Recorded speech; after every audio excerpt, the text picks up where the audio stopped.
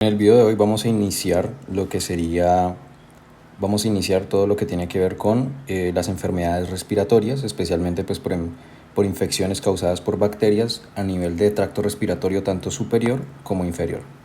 Entonces iniciamos como siempre pues con unas generalidades, las cuales pues tenemos lo que es una vía respiratoria superior y una vía respiratoria inferior, que es la que estamos viendo en pantalla, las cuales pues van a estar siempre afectadas por diferentes microorganismos, no siempre bacterias, pero pues en el curso que estamos viendo ahora pues es microbiología, específicamente bacterias, entonces vamos a hablar de las bacterias como tal. Tenemos lo que son diferentes como amigdalitis, sinusitis, epiglotitis, otitis, difteria y tosferina, ¿listo? En lo que sería tracto respiratorio superior, y en el inferior pues las más comunes como puede ser neumonía, tuberculosis y demás, ¿listo?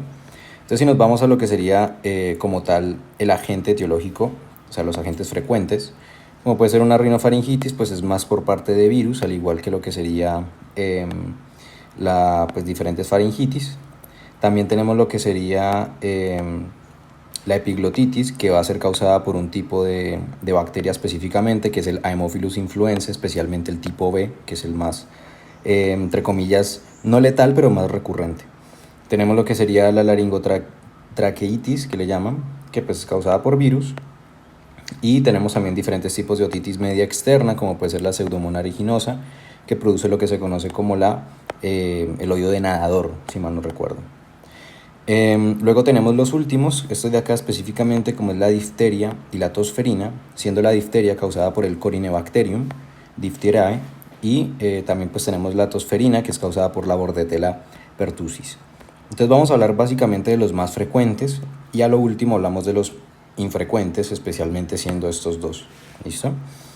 Entonces básicamente tenemos lo que serían, de nuevo el mismo esquema que ya estamos acostumbrados, que es el famoso mapa conceptual de bacterias gram positivas. Entonces habíamos hablado en el video pasado que son infecciones de piel y tejidos blandos, específicamente de las bacterias gram positivas coco, que las coco se dividen en una catalasa positiva y una catalasa negativa. Si es negativa pues son Streptococcus, si es positiva son Staphylococcus. Y habíamos dicho especialmente sobre lo que sería el aurus, lo que sería el epidermidis, el saprophyticus, que hacen parte de esas infecciones de piel más recurrentes. Y también habíamos hablado de los Streptococcus, especialmente los beta hemolíticos, que son los completamente que hacen hemólisis, lo que sería el piógenes, que era el más recurrente, que causaba lo que conocemos como la fascitis necrosante, que causaba el síndrome de shock estreptocóxico o cósico, y también diferentes tipos de afecciones, como puede ser la erisipela, como puede ser la celulitis, el impétigo, etc, etc. Entonces ahorita vamos a hablar especialmente, ¿listo?, lo que serían el piógenes, ¿listo?, que sería nuestro primer agente que causa infecciones también a nivel de tracto respiratorio. También vamos a hablar del Streptococcus pneumoniae, que es el otro que causa condiciones a nivel de tracto respiratorio.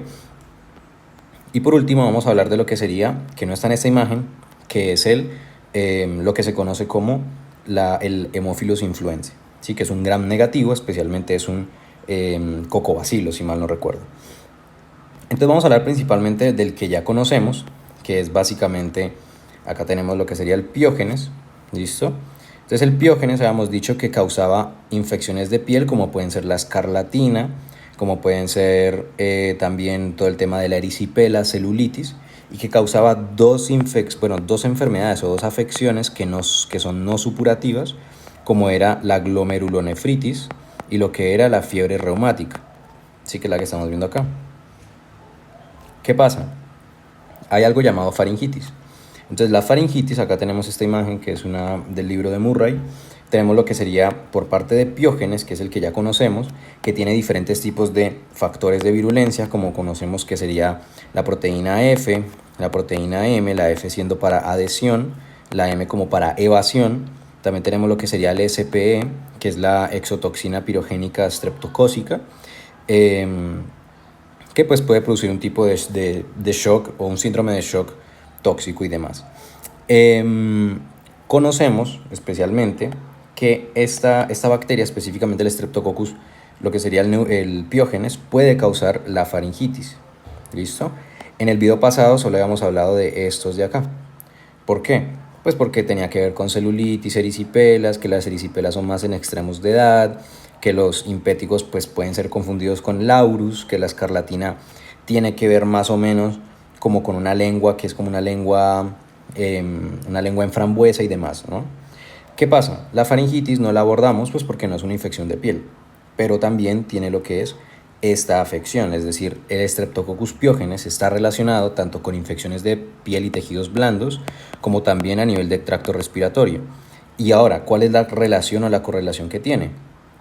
Entonces, la correlación que tiene básicamente es, acá la podemos ver, que básicamente tenemos lo que sería fiebres reumáticas, glomerulonefritis aguda, que ya lo hemos hablado, pero algo importante es conocer de que la faringitis puede ser un detonante de alguna afección secundaria, es decir, a un niño le puede dar faringitis principalmente, a una faringitis estreptocócica, y luego lo que puede suceder es que puede desarrollar una escarlatina o puede desarrollar una glomerulonefritis aguda. O sea que tenemos básicamente dos afecciones de dos tipos de sistemas, que es como lo dividen en el curso, pero que son causados por el mismo agente. Entonces, considerar de que si al paciente le llega con faringitis, ¿sí? Y que de repente empieza a presentar una lengua en frambuesa, lo que sería un exantema eritematoso, que inicia normalmente en el tórax y luego se dispersa hacia las extremidades, pues normalmente apunta el cuadro más hacia lo que sería una faringitis. También puede ser lo que sería una glomerulonefritis aguda, un daño renal, una hipertensión, una hematuria y proteinuria. ¿Listo? Entonces es importante conocer. Sobre los factores de virulencia, pues es bastante sencillo porque ya lo conocemos. Tenemos la proteína M y la proteína F, ¿sí? Que permite la adherencia, permite básicamente la actividad antifagocítica. También tenemos lo que serán las streptolicinas, como para hacer poros, romper y poder introducirse. Y lo que sería el SPE, que acá creo que no lo tienen de hecho, que es básicamente el superantígeno, que pues es como lo que puede generar un tipo de síndrome de shock tóxico, pero por parte de Streptococcus, no tanto por Staphylococcus aureus. ¿Listo? Entonces, eso, claro, listo. Entonces acá tenemos lo que sería la faringitis estreptocócica, que es la que estamos acostumbrados a ver especialmente en lo que sería Piógenes, que pues tiene síntomas característicos de una faringitis, como puede ser una garganta pues que duele, dolores de cabezas, puede tener unas tonsilas inflamadas, puede tener fiebre y una linfadenopatía. Importante conocer, pues acá tenemos imágenes, básicamente pues tenemos lo que sería algo que se llaman los criterios de Centor, que ahorita los vamos a ver, que básicamente en los criterios de Centor estamos viendo lo que sería unas petequias en el paladar, que son como punticos, tenemos pus en las amígdalas o en las tonsilas, o sea que están como supurando entre comillas, tenemos una inflamación especialmente en lo que sería la parte más profunda que es la faringe, y acá tenemos de nuevo lo mismo, solo que inclusive se ve mejor, como pueden ser el pus en las amígdalas, algunas petequias en el paladar, sí, más que todo esto se ve como en el paladar blando, y por último pues una faringe, una orofaringe mucho más pues como afectada por lo que sería la inflamación. ¿Listo? Acá están los criterios de Centor, que los criterios de Centor básicamente nos dicen cómo identificar una amigdalitis o una faringitis más bacteriana o más viral, o sea, cuál es el agente etiológico sin ningún tipo de examen más allá de un análisis visual. Entonces normalmente tenemos lo que sería una pátina gris, que es la que estamos viendo acá en bacterias, tenemos una úvula hinchada, una faringe hinchada, tenemos unas amígdalas con pus e inflamadas, versus una más viral que hace referencia a que va a estar es más tipo, imagínensela como si estuviese más afectada, pero esta afección no es tanto por la bacteria, sino más como por el virus, y en mi cabeza pues un virus puede llegar a ser menos, digamos, ¿cómo decirlo? Tipo, menos causante de afecciones, si así lo relaciono en mi cabeza, pueden tomarlo como quieran. Pero lo que voy es que en los factores de Centor hay una gran diferencia entre bacteriana y viral, haciendo referencia a que la bacteriana va a tener más complicaciones en sentido de supuraciones, va a tener como más inflamación relacionadas con pus, y versus a la viral, que no es tanto relacionada con pus, sino más como con una inflamación, porque es una reacción que genera el sistema inmune del cuerpo. Entonces básicamente tenemos una fiebre mayor, un exudado faringoamigdalar, o pues básicamente que hay como una especie de pus que sale de lo que serían las amígdalas principalmente, y una ausencia de tos, pues que esto es bastante pues relativo, ¿no? Y bueno, acá tendríamos lo que es el piógenes, ¿listo? Entonces piógenes ya lo cancelaríamos, es decir, ya no estaríamos en esta de acá, sino que ahora nos vamos a Streptococcus pneumoniae.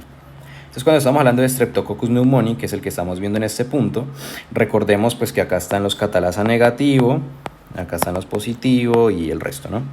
Entonces, habíamos hablado de que los beta hemolíticos son los que realmente hacen hemólisis en un rango completamente pues, total, ¿no? Y que estos se relacionaban básicamente en los grupos A y B, que es el piógenes o el agalacti, que el agalacti luego los vemos en otros sistemas. Ahora, vamos a pasar del grupo beta hemolítico al grupo alfa hemolítico, que es parcialmente hemolítico. Y en este grupo vamos a hablar de lo que sería el pneumoniae, lo que sería el Streptococcus pneumoniae, ¿sí? También tenemos los que no están capsulados, como es el Streptococcus mutans o el mitis, pero pues esos no son muy relevantes en el curso. Y solo vamos a hablar de lo que sería el Streptococcus pneumoniae como tal, ¿listo? Que como estamos viendo está encapsulado. Entonces, ¿a qué hace referencia a esto? Entonces vamos a hablar. Tenemos factores de virulencias, ¿listo? Entonces los factores de virulencia son los que causan esas afecciones que son tan importantes, pues para hacerle sobrevivencia en el caso de la bacteria, para que el organismo pueda pues vivir, entre comillas, y evitar al sistema inmune. En este caso tenemos unos factores de virulencias conocidos como son las proteasas IgA, ¿sí? También tenemos lo que sería la neumolicina, y también tenemos lo que sería las streptolicinas, que son bastante conocidas. Entonces, ¿qué pasa? Tenemos lo que sería la proteasa IgA, que es la que estamos viendo acá, la neumolicina, y pues proteínas de adhesión, que eso ya los vimos como en el Streptococcus piógenes, como el M y el F, ¿no? Entonces, importante saber es que tenemos a este señor de acá, que es la proteasa IgA, y acá tenemos lo que sería la neumolicina, ¿sí? Tenemos lo que sería la cápsula, y tenemos también importante lo que sería la neumolicina de nuevo. Entonces, ¿qué hace referencia a esto? Las proteínas o las proteasas IgA lo que permiten es que los IgA, que son básicamente como anticuerpos, lo que hace es que el sistema inmune no pueda generar una especie de reacción ante el microorganismo, porque estas moléculas de acá, que son las encargadas de generar esa señal, pues no van a estar disponibles.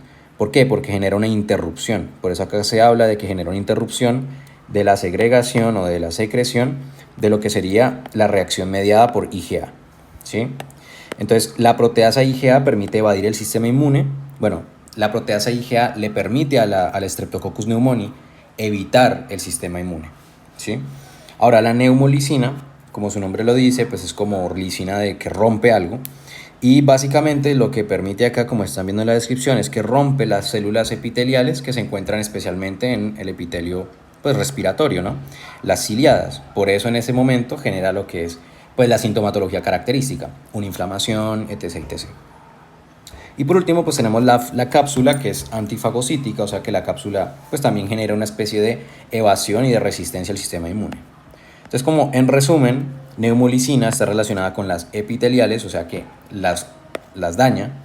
Las proteasas IgA, que hacen parte de lo que es el Streptococcus pneumoniae, pues se llama pneumoniae, entonces neumolicina, para que lo vayan relacionando, genera lo que es la evasión del sistema inmune mediante la ruptura de la señal o del control o de la vía relacionada con IgA, sistema inmune.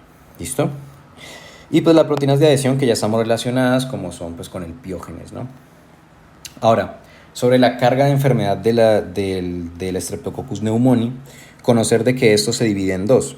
Es decir, tenemos dos tipos de afecciones, así como en piógenes y como en aurus, tenemos dos tipos de afecciones que son supurativas y no supurativas.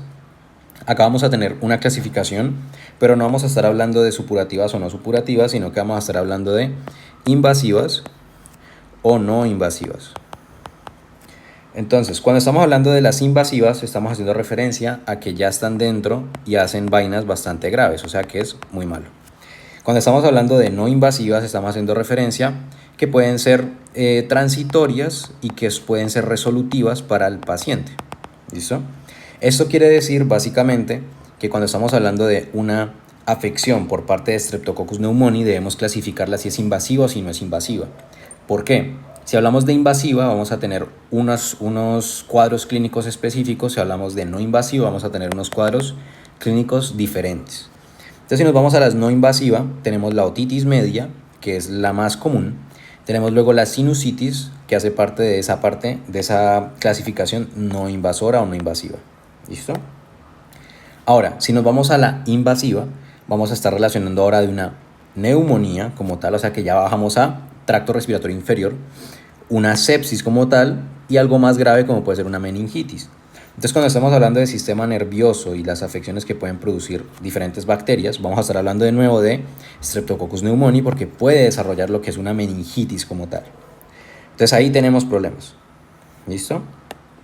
Entonces, recordar siempre la clasificación. Si es invasiva, estamos hablando de 3 posibilidades, puede ser, o sea, a grandes rasgos, puede ser o una neumonía, o puede ser una meningitis, o puede ser pues una bacteremia como tal, o una sepsis.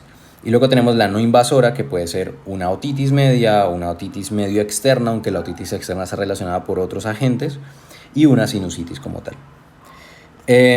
Importante conocer sobre estos también,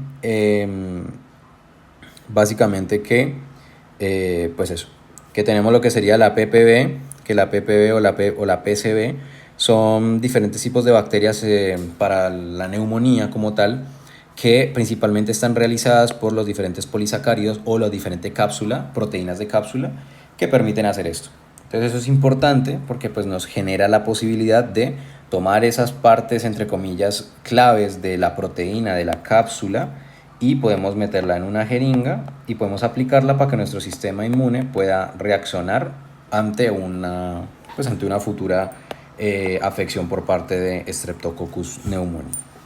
Entonces, por esa parte ya estamos claros, ya tenemos de nuevo la clasificación que era piógenes, que habíamos dicho que piógenes puede causar infecciones en piel y tejidos blandos, como también una faringitis que puede estar secundaria a una escarlatina o a una glomerulonefritis. En el caso de neumonía, habíamos dicho que neumonía pues puede producir una pirámide que puede ser invasiva o no invasiva, y que la no invasiva se divide en otitis media y en sinusitis, y que la invasiva se divide en 3, puede ser o meningitis o algo más entre comillas sencillo como es una neumonía. Los factores de virulencia siendo neumolicina, siendo piógenes factor MSPE superantígeno y la proteína F de adhesión. Y pues eso, pues ya dijimos que era neumolicina, la proteasa IgA y diferentes tipos de adhesión. Entonces ahí estaríamos acabando principalmente con lo que son los Streptococcus, especialmente con lo que son los gram positivos. Habíamos hablado de que, básicamente de lo que son los gram negativos. Habíamos dicho de que había un tipo que es el Haemophilus influenzae, que producía también afecciones a nivel de tracto respiratorio, que lo tenemos acá, y habíamos dicho que era un cocobacilo o un bacilococo, ¿sí? Entonces, este cuadro ya es nuevo porque no estamos acostumbrados a ver los gram negativos. Habíamos dicho de los gram positivos, que los gram positivos podíamos dibujarlos inclusive, que se dividían en los que serían los bacilos, los cocos y los que son filamentosos. Que los cocos se podían dividir en coagulasa positivo, coagulasa negativo, catalasa positivo, catalasa negativo, y estos son estafilo, estos son estrepto, y que estos se dividían en beta, en alfa y en gamma, y que estos se dividían en coagulasa o no, ¿sí? Si es coagulasa positivo, pues el único era aurus, y si no, pues podía ser epidermidis o saprofíticos. En este caso podía ser piógenes, si es beta, puede ser, si es alfa, puede ser el que acabamos de ver, que sería Streptococcus pneumoniae, etc. En este caso, que son las gram negativas, vamos a tener de una clasificación un poco más variada, entre comillas, porque como estamos viendo acá arriba, tenemos los bacilos, los cocos y los filamentosos, tenemos 3, acá vamos a tener 4. ¿Por qué? Porque vamos a tener un diplococo, o sea, 2 coco, un cocobacilo o un bacilococo, es decir, un bacilo como si fuese un bacilo más ovoideo, y un bacilo como tal, que es el que habíamos conocido antes, que se divide en aerobio o anaerobio, ¿no? Y luego tenemos los otros que son los coma-shaped o los que son básicamente oxidasa positivo, que también le llaman. ¿Por qué es importante esta clasificación gram negativa? Uno, por los cocobacilos, que vamos a ver que son principalmente pues, el influense, como por ejemplo, pero también importante por los bacilos, porque los bacilos van a ser los que, pues, que generan más que todo las enterobacterias, es decir, las enterobacterias tienden a ser en su gran mayoría, por no decir totalmente, bacilos gram negativos, ¿sí? Puede variar en si son fermentadoras de lactosa o si son no fermentadoras de lactosa. Y también pues tenemos lo que es una excepción, como son las pseudomonas, que no se consideran no se consideran enterobacterias porque no entran en la clasificación de enterobacterias, porque las enterobacterias tienden a ser anaerobias, es decir, no utilizan una oxidasa. Pero en el caso de las pseudomonas, pues sí, pero presenta cuadros clínicos parecidos, por ende se mete y se decidió meter dentro de lo que serían pues lo que serían las enterobacterias, ¿no? Pero no nos desviemos, sino que estoy dando como un glosario general de lo que sería este cuadro nuevo que no estamos acostumbrados a ver. Entonces, de nuevo, diplococo, cocobacilo, bacilos y lo que serían los oxidasa positivo o coma-shaped. En el caso de los bacilos, de los cocobacilos, vamos a tener al Haemophilus influenzae, que es el que nos vamos a centrar. Entonces, el Haemophilus influenzae es un gram negativo, ¿listo? Y es un cocobacilo. Importante conocer sobre el Haemophilus influenzae. Entonces, el Haemophilus influenzae, básicamente tenemos diferentes serotipos, pueden ir de la A a la G, creo, o a la D, no me acuerdo. Pero el más común y el más frecuente y el que más relacionado estamos, e inclusive con el que tenemos vacuna, es lo que sería el B. ¿Listo? Entonces acá tenemos lo que sería el tipo B, que es el más común y el que mejor se relaciona con nosotros, entre comillas. Y también tenemos factores de virulencias y también tenemos lo que serían diferentes tipos de exigencias a nivel de cultivo. ¿Por qué? Tenemos primero lo que se conoce como el PRP. El PRP es el polirribosol ribitol fosfato, algo así, que básicamente está como rodeando la capsulita, ¿sí? Que son proteínas que están rodeando la capsulita. Tenemos lo que sería la exigencias de cultivo. Cuando hablamos de exigencias de cultivo nos estamos haciendo referencia a especialmente el crecimiento. Es decir, si yo necesito cultivar una bacteria, yo tengo que estar pensando en qué le voy a echar a la bacteria por dentro, ¿sí? Si mi bacteria no tiene los recursos necesarios para sobrevivir, pues no va a vivir y no se va a desarrollar en el cultivo. Por ende, esta bacteria es una de las bacterias más exigentes que hay porque es un Haemophilus influenzae y requiere principalmente de lo que se conoce como el factor X y el factor 5. Factor X y factor 5, siendo el X no el programa de televisión, sino un factor que hace parte del tema de, entre comillas, como de la sangre, que es muy necesario para que pueda crecer. Por ende, si necesitamos mandar un cultivo para confirmar Haemophilus influenzae, se debe decir que es un cultivo en agar chocolate. Cuando se habla de agar chocolate, pues se está hablando de lo que sería como una especie de cultivo de sangre calentado, ¿sí? Que es cuando se activan esos factores. Y pues el 5, que hace parte de nicotinamida dinucleótido, que es el NAT bioquímica, y el 10, que es hemina. Entonces es importante conocer eso, que son los factores, ¿sí? Y acá está lo que sería el polirribosa ribitol fosfato, el PRP. Y importante conocer que estos de acá, básicamente pues tenemos como una diferencia, que es que son las microbiotas, que no son los capsulados, y los polisacáridos capsulares, que son los de la A a la F, ¿sí? Entonces por eso la afección, especialmente por el PRP, que es uno que está capsulado porque hace parte de los serotipos B, pues es uno de los antígenos, es uno de las bacterias pues, que provocan mayor afecciones a nivel de respiración, entonces a nivel respiratorio, básicamente. Tenemos lo que sería, de nuevo, las enfermedades o las afecciones, mejor dicho, que pueden producir, siendo 3. ¿Listo? El Haemophilus influenzae puede producir se conoce como una endocarditis, creo que es, una faringitis, una meningitis y una neumonía, si mal no estoy acá. De hecho acá está.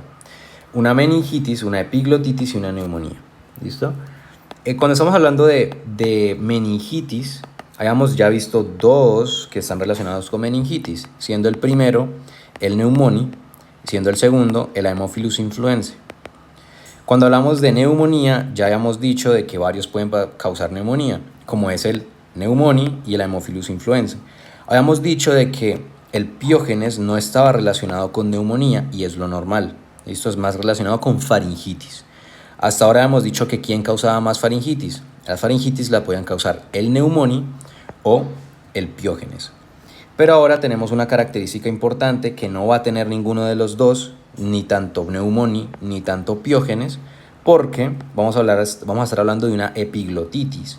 Cuando hablamos de epiglotitis es exclusivo de Haemophilus influenzae, que es un gram negativo cocobacilo, y lo importante es conocer de que básicamente, como no están vacunados y como la PRP, que hace parte del serotipo B, es el que provoca principalmente todo ese daño, pues lo que sucede es, hay una faringitis y evoluciona increíblemente rápido a lo que sería una inflamación de tejidos supraglóticos, o sea, pues de la epiglotis básicamente, que son diferentes tipos de cartílagos y de epitelio, y que reacciona con una obstrucción de las vías respiratorias. Y es lo que tenemos en esta foto de acá. Entonces en esta foto de acá tenemos lo que sería la epiglotis, que está bastante inflamada, principalmente pues por eso mismo, una epiglotitis. Entonces la epiglotitis está relacionada con lo que sería el Haemophilus influenzae. También tenemos pues lo que sería la neumonía y una meningitis, pero pues el resto. Acá tenemos de nuevo lo que sería el tipificable, que es el polisacárido de Paret, que el B es el más agresivo, por eso hay inclusive vacunación, de nuevo por el PRP.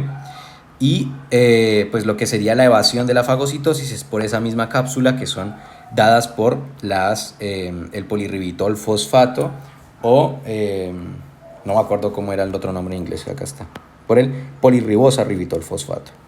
Acá tenemos un esquema de cómo ocurre la colonización desde que entra el agente exógeno a lo que sería pues el cuerpo, que puede ser una colonización por las adhesinas que ya conocemos, pues una invasión de células epiteliales, un daño al epitelio respiratorio y que puede decidir a dónde irse. Si una bacteremia para producir meningitis o una infección respiratoria que puede desencadenar en una epiglotitis o en una neumonía. Luego ya hablamos de lo que serían las neumonías para finalizar este primer bloque de infecciones respiratorias.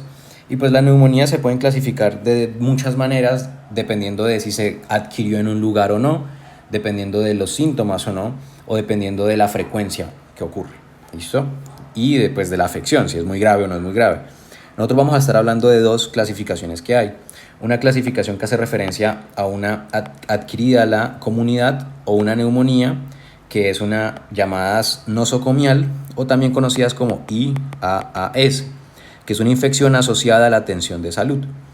¿Listo? Entonces tenemos esas dos clasificaciones, una infección asociada a la atención de salud o una infección asociada a la comunidad.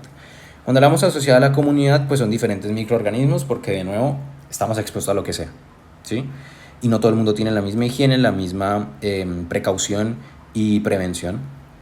Y cuando estamos hablando de la neumonía, que es causada por una infección asociada a la atención en salud, estamos hablando de unas infecciones bastante graves porque, de nuevo, dentro de un hospital sí hay atención y sí hay un gran énfasis en esa prevención y en ese cuidado, ¿listo? Lo que sucede es que eso mismo provoca lo que es una resistencia, porque los propios pacientes pueden desarrollar resistencias mediante los diferentes tipos de variación antigénica y variación génica que hay, la cual provoca pues mutaciones dentro del DNA de las bacterias que desencadenan una mutación y resistencia ante X medicamento.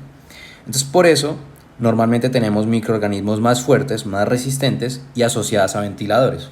Sí, cuando hablamos de ventiladores no son ventiladores de la sala o del cuarto, sino ventiladores mecánicos, ¿sí? Que están encargados de la respiración mecánica de una persona. Acá tenemos de nuevo lo que sería ya los agentes más adentro, como más específicos, más explícitos, que son pues las nosocomiales o las infecciones adquiridas a la atención en salud o infecciones adquiridas en la comunidad.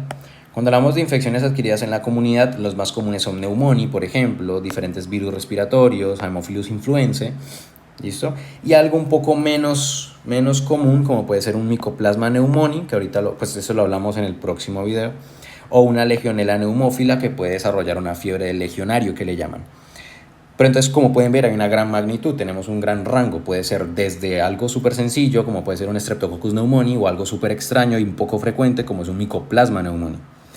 Ahora, si nos vamos a hablar de lo que serían las infecciones adquiridas asociadas con la atención pues, en la salud, tenemos a lo que serían las Streptococcus aureus, que se conocen como MSRA, creo que es, no, MRSA, que es la meticilina resistente Staphylococcus aureus, ¿sí? Que son las variantes que hay de Staphylococcus aureus que son resistentes a diferentes tipos de medicamentos como la meticilina, ¿va?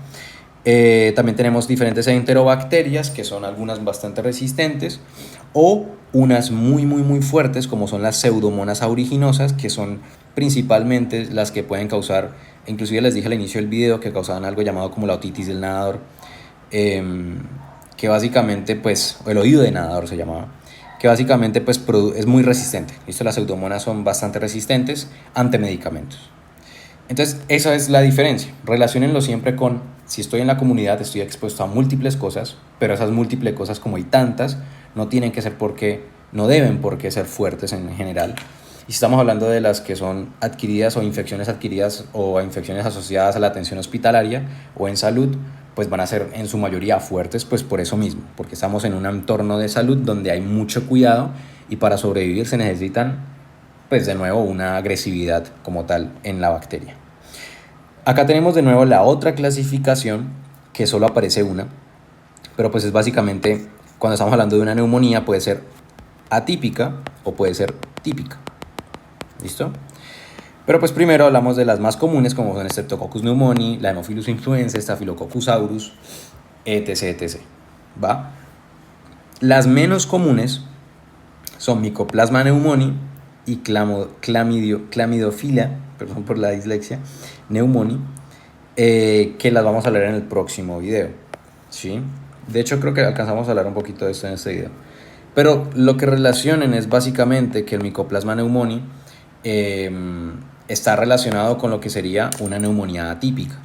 Esto hace referencia a que primero son bacterias que no son muy frecuentes en el medio y que cuando afectan no van a generar un cuadro clínico frecuente. Por ende, aquí es cuando entramos en lo que sería una clasificación bastante sencilla. Hacia ahí está, mira, Mycoplasma. No me acordaba, pues, pero así. Cuando estamos hablando de lo que sería una neumonía típica o atípica.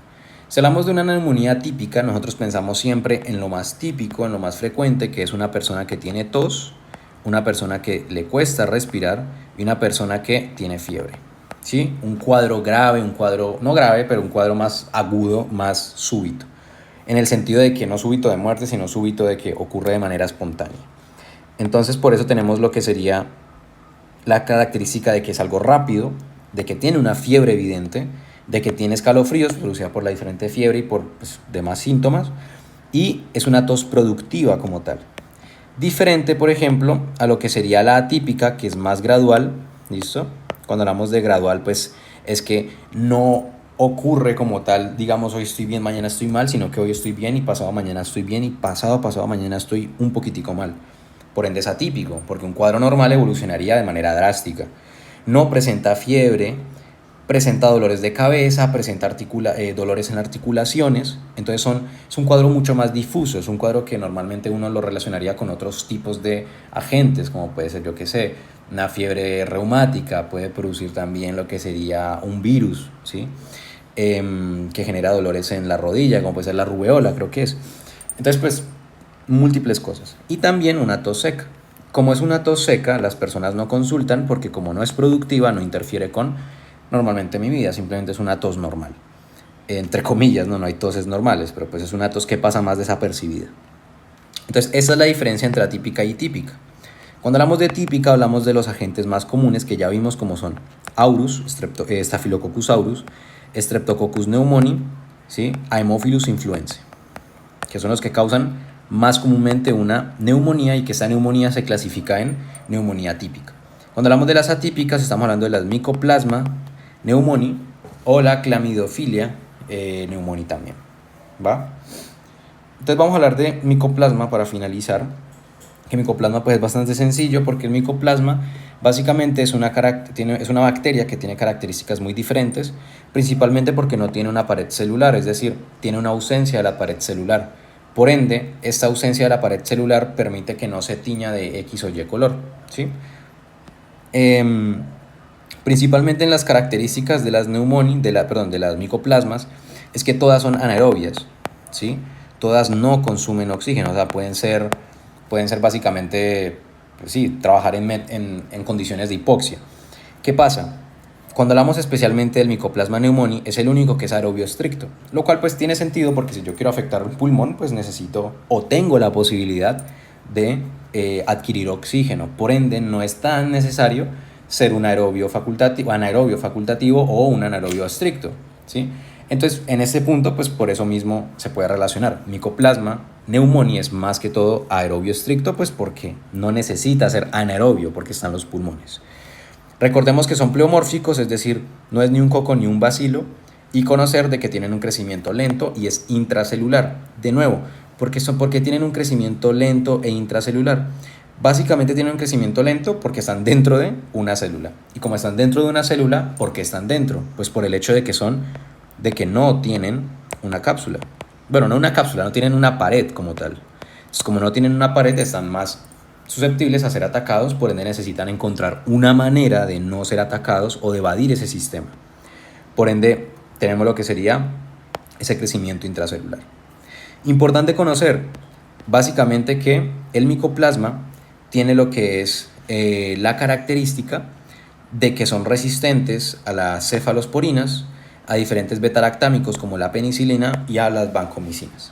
Entonces, comprender que un tratamiento no se le puede dar a una micobacteria porque los va a evadir. ¿Listo? Betalactámicos no se le puede dar porque no tienen pared. Entonces no tiene tanto sentido, porque la mayoría de betalactámicos atacan la pared, y si no tengo pared no voy a atacar a nadie. Y pues diferentes cefalosporinas y vancomicinas que generan lo que es eso. Entonces, ¿cómo es la fisiopatología? O sea, ¿cómo genera la infección lo que sería la bacteria Mycoplasma pneumoniae? Entonces, pues principalmente entra por tracto respiratorio superior, desciende al inferior. Algo llamado que es P1, que es una adhesina que permite unirse a los receptores principalmente conocidos como de ácido ciálico o glucoproteínas cializadas, así que están cubiertas de ácido ciálico, y pues genera lo que serían daños en las células, ¿sí? Y básicamente, como estamos hablando de aerobias, hacen referencia a que pueden usar oxígeno. Por ende, pues pueden generar lo que es usar el peróxido de hidrógeno y el superóxido y destruir las células epiteliales, para de esta manera pues generar una diseminación, una activación del sistema inmune, y en ese punto pues genera lo que sería pues eso, ¿sí? Daño como tal de todo el epitelio. Recordemos que son intracelulares, entonces acá tenemos lo que son que algunos sobreviven de manera intracelular. Hay algo llamado parasitismo, que es simplemente pues se introducen en las células y por ende generan la activación del sistema inmune. Entonces, para finalizar, tenemos lo que es el diagnóstico de todo, ¿listo? Cuando hablamos de microscopía no son normalmente fáciles de ver. Cuando hablamos de un cultivo, pues no siempre son buenos, ¿sí? Y cuando hablamos de un inmunoensayo o inmunofluorescencia, pues podemos observar a la P1, que es la adhesina principal. Entonces, es mejor hacer un diagnóstico por inmunoensayo o inmunofluorescencia, esencialmente cuando estamos hablando de Mycoplasma pneumoniae. Pero si estamos hablando de todos, es decir, de Streptococcus pyogenes, de Streptococcus pneumoniae, de Haemophilus influenzae, ¿cuál es el mejor diagnóstico para cada uno? Entonces aquí depende. ¿Por qué? Porque si estamos hablando de el piógenes, por ejemplo, y si estamos hablando del piógenes y estamos hablando de que genera lo que es una faringitis más común, entonces esta faringitis, digamos que no tiene ningún tipo de escarlatina o glomerulonefritis. Es decir, no tiene ni hipertensión, daño renal, ni tiene proteinuria ni hematuria.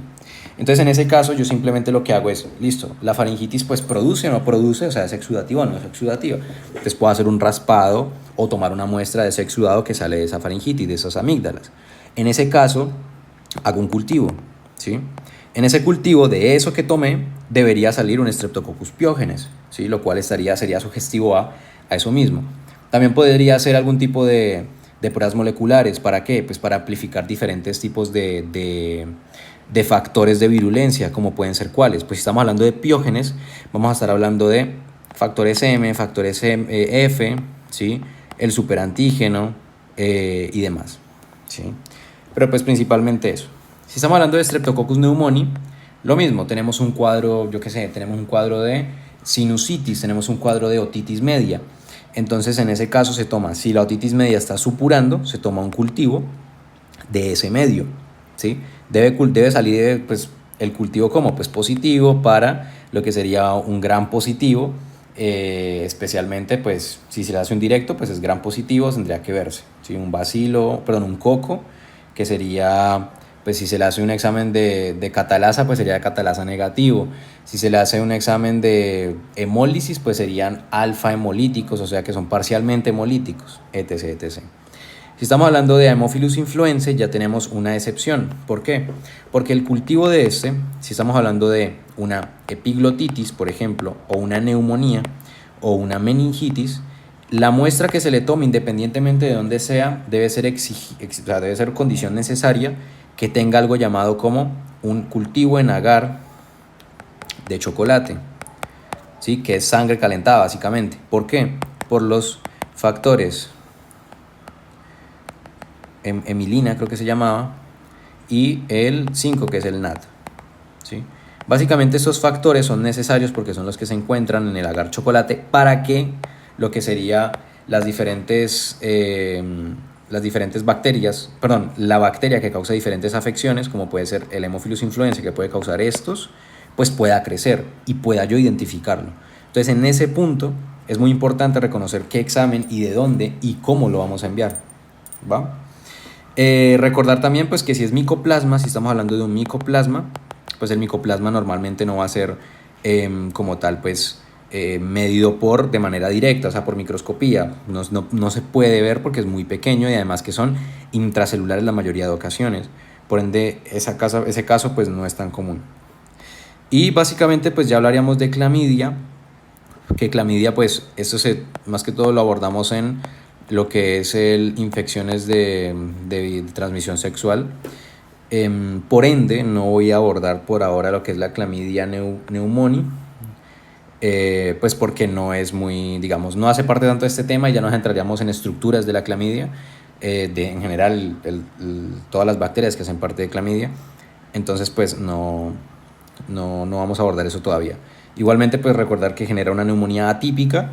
Por ende ya tendríamos otros dos que generan neumonía atípica, como es pues el Mycoplasma pneumoniae, la Chlamydia pneumoniae, y lo que sería por acá creo que teníamos otro que no hay. Pues es la clamidofilia, lo mismo. ¿Listo? Entonces, básicamente eso. Entonces, en el siguiente video vamos a estar hablando de lo que serían infecciones del tracto respiratorio número 2, principalmente tuberculosis. Al inicio del video hablaremos de lo que serían tuberculosis y demás, y al final ya se hablaría de algunos agentes que están relacionados con las infecciones, pero pues no se toman en cuenta tanto.